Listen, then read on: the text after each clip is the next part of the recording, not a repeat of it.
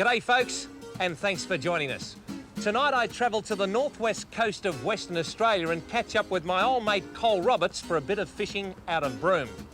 And Steve Starling checks out the magnificent golden perch fishery at Lake Windermere in New South Wales.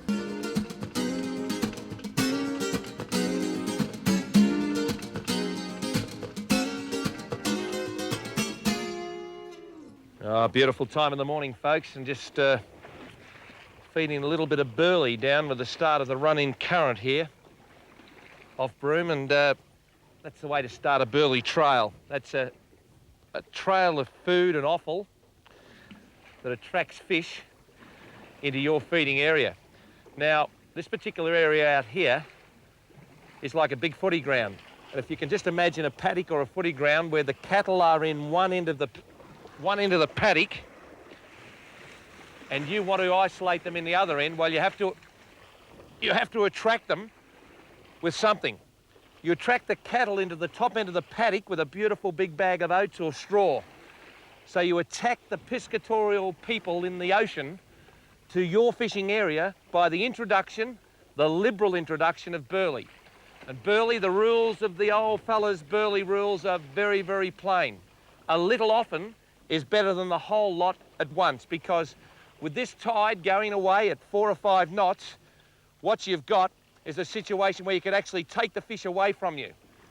A couple of golden trevally indicate to me that our burley trail is starting to work. Beautiful fish. I don't know for the life of me why they call them golden trevally, but quite seriously, folks, aren't these just magnificent? They've got lips, big lips that go along the bottom of the ocean, sifting through all of the feed. Mate, you are magnificent. And your mate isn't as gold, but he's a different sort of a trevally, this one. Cole, what sort of a trevally is that?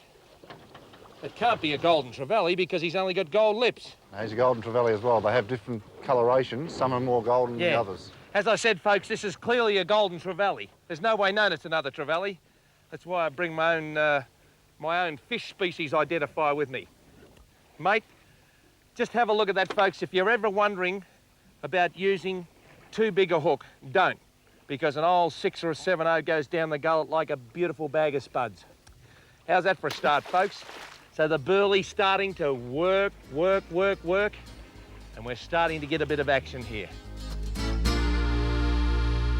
Oh, I'm on here, Rex. Oh, gee, so are you. Yeah. Oh, triple now. Yeah, triple bypass here, mate. Yeah.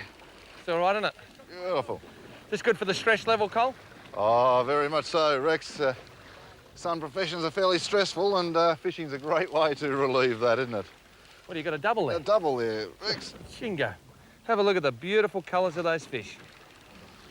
The old goldens, they come in by their hundreds in that burley. Sure do. Beautiful fish, Cole. Beautiful. Tell you what, I might get you to do an identification of this as a golden zebrafish, is it?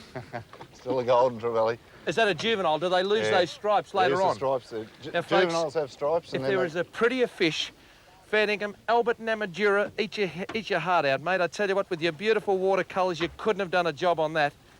Golden trevally in all of its glory. An unweighted bait meant for a Spanish mackerel. No Manuel Labour fish today, but the old golden trevally, and that one went off too. I tell you what, folks, I'm busier than a one-armed paper hanger with hives here, and this is just right up my alley. Just proving to you folk that if you concentrate the burley into an area, eventually the fish will turn up. Not necessarily straight away, but I tell you what, oh, by jingo, have a look at the size of him. Isn't he a magnificent fish? Well, there you are, he's a little bit bigger and he's still got the stripes on him. What a magnificent fish. The golden trevally. The old Fat Phil's pliers come out. And mate, look at that gob. The most important thing, folks, is to keep the burley going. Once you've got the fish, you just systematically just introduce a little bit of burley. Fair dinkum, it's like cream puffs at a kid's Christmas party.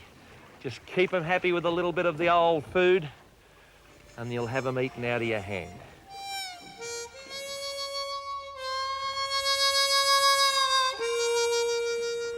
What do you got on there, Cole? I'm not sure, Rex. There's a big explosion on the surface on the jigs. Could be a mackerel, possibly a shark.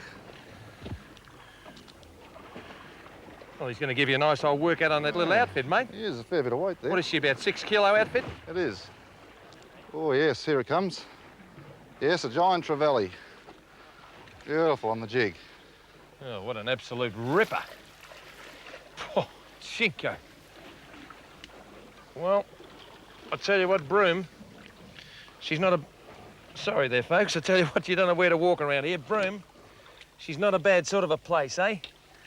We'll see if we can get you to have a bit of a look at this. Giant trevally.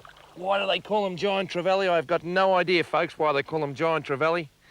Isn't that just so very, very special? And Broome has been very special for us as well, because I've had some good fishing, folks. But I tell you what, I've never had fishing like this before in my life in salt water, in any sort of water. I've never even had this in my dreams, folks. But I tell you what, you want to start filling up the old money boxes, kids, and get your mum and dad to save those coins and go into Ansett and say, take me to where the big fella's been. Take me to where some of the best fishing in the world is, because it's the best land in the world. Australia, yibbity yibbita, it'll do me. Now what this is a golden perch, also known as a yellow belly, or to South Australians, a callop.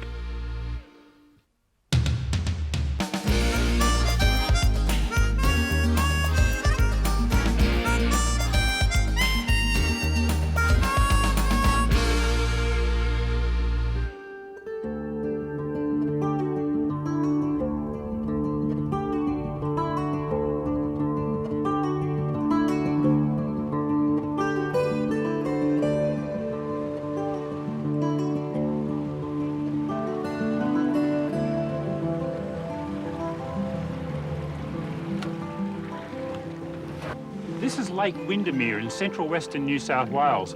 It's not too far from the famous wine-growing town of Mudgee.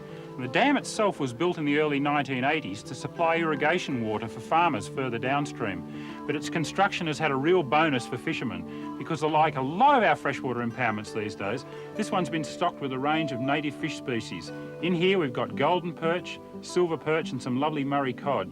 And it's really booming at the moment. In fact, in the last couple of years, I reckon Windermere has been the best native fish fishery in New South Wales. It's not the best day for it today. The barometer's down a little bit. There's a dense cloud cover and it looks like it might even rain. Not exactly ideal conditions for catching natives, but this is such a good fishery that I'm still reasonably confident of being able to catch at least a golden perch spinning from the bank.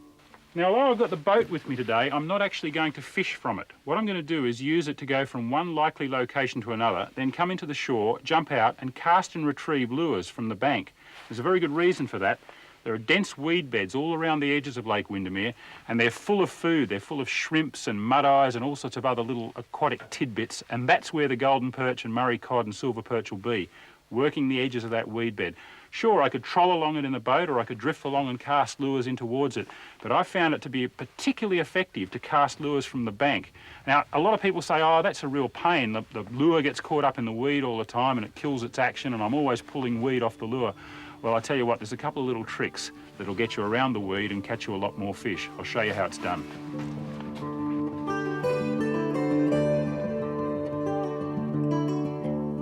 Now that vegetation in there is pretty thick, as you can see. If you tried to crank a lure straight through it, it'd come in covered in about half a pound of aquatic salad.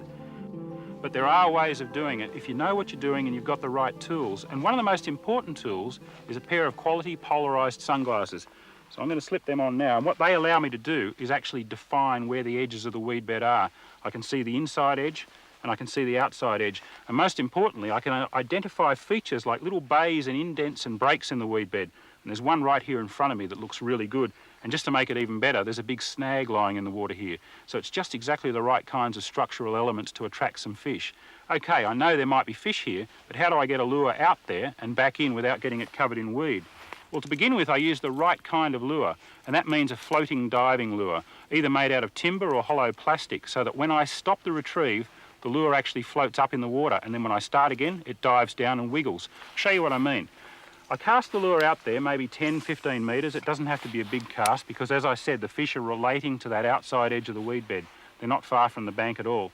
I start off with a fairly brisk retrieve to get the lure down to the operating depth, and then I slow that retrieve right down. I jiggle the rod tip to give the lure a little bit of extra action, work it in, and when I think it's getting close to the edge of the weed bed, I pause and let the lure float up in the water a little and then start the retrieve again. And by doing that, and pausing again and then retrieving again, I can fish the lure right over the top of that weed bed in a series of steps, and it's likely to get hit by a fish at any stage. And look, it's come in without so much as a filament of weed on it. So you can do it, but it's thinking fishing. It's not just mechanical casting and cranking. If you did that, you'd be getting covered in weed all the time. And to me, that's what's appealing about this style of fishing. You're thinking all the time, you're working each retrieve like it might be the one that's going to produce that big fish, because sure enough, one of them will.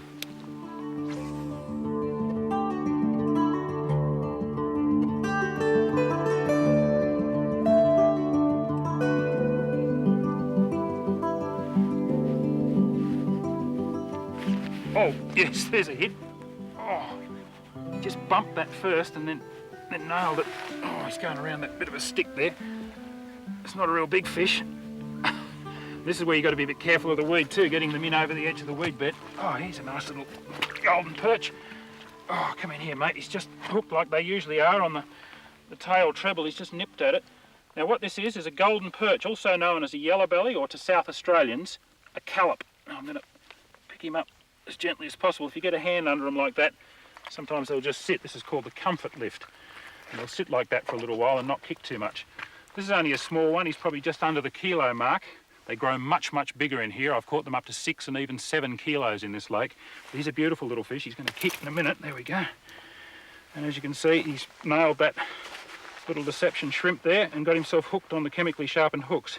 They're not bad to eat at this size. In fact, they're quite nice. When they get bigger, they're a bit fatty and a bit oily, and we tend to let them go. I'm going to put this bloke back anyway. You've got to be a little bit careful handling them. Apart from those sharp trebles there are very sharp spines here on the gill cover of the golden perch, and also some fairly stout spines in the back. Okay, mate, just settle down. We'll get you back in the water.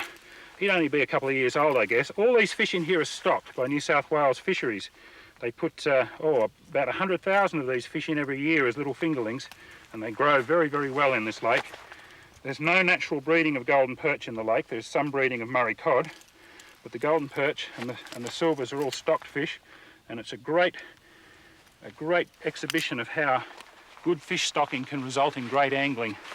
What a pretty fish. Look at that yellow on the belly and the slime there. He's going to take off like a shot when I put him in the water. It's great to put him back for someone else to catch some other time.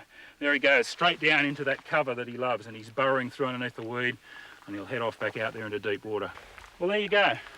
I hope I've been able to show you that you don't have to be scared of that aquatic weed that grows along the edges of so many of our lakes, be it trout lakes in the more southern latitudes, or these warm water lakes with beautiful native fish in them. You can work them from the shore, use those floating diving lures, think about what you're doing, work the lure up over the weed rather than cranking it straight into it. And whether you're here at Windermere, Burrinjuck, Wyangla, some of our other wonderful native fish habitats, you'll definitely catch something if you fish that way. And I reckon there's another one up here with my name on it. I'll see you later.